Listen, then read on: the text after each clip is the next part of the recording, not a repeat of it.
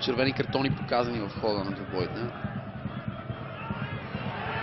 Може би от тази гледна точка Йорданов ще се опита да даде на такива условия. Сега какво правят трима футболисти на ЦСКА? Сънди, Жоан, Фелипе и още един техен съотборник бурно скочиха към Георги Йорданов, който не даде никакъв сигнал. Играта продължаваше, ЦСКА да рискуваше сериозно да допусне бързо изнасяне на топката. В този момент обаче всичко приключи. О, господи, какво влизане!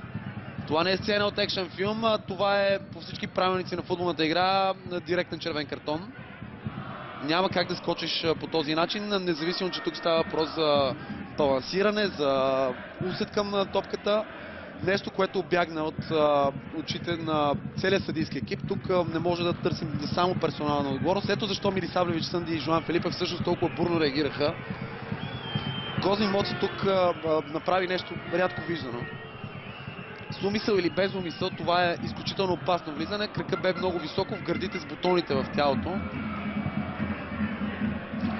И е истинско чудо, че